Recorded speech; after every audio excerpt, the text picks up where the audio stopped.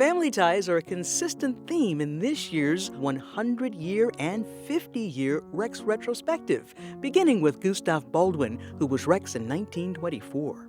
Gustav Baldwin was a wonderful community leader and served as Rex 100 years ago. He was the son of Albert Baldwin, who was one of Rex's founders and really one of the most important leaders in the early history of the Rex organization. Following Hurricane Katrina flooding, the Rex leadership put out a plea to its members for historical items that could be displayed in the rebuilt den.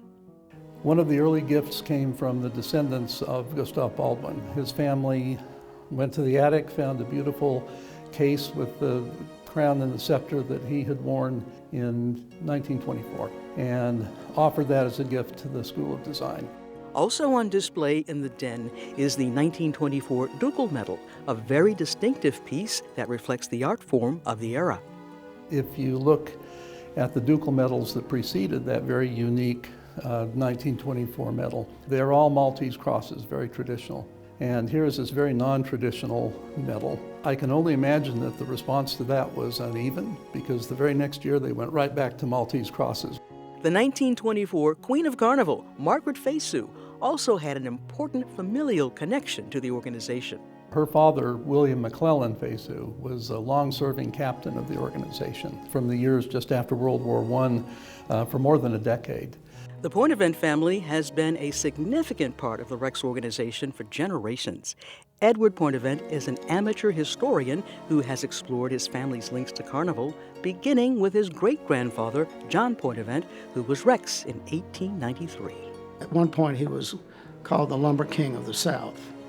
And he had a big office in New Orleans and knew many people here and became prominent in the business world. The costume worn by the 1893 king was very distinctive and in keeping with the golden age of Carnival. He wore a breastplate that is now in the Historic New Orleans collection. My family gave it to them. And he had a spear as a scepter. He had wristlets on. He had anklets on. And as a child, I remember playing with them.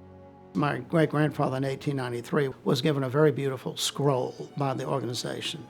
And it is something that we've had in our family. I have for a number of years, and I have also donated that to the Louisiana State Museum. John Pointevent's sister, Eliza Jane Pointevent Nicholson, was notable in her own right as a journalist, a poet, and as the first woman in the country to own a major newspaper, the Daily Picayune, which she inherited from her husband. The Picayune was almost bankrupt, and she took it over. It became a big success. She revolutionized a lot of things that started a movement in the early 20th century to change the way newspapers were.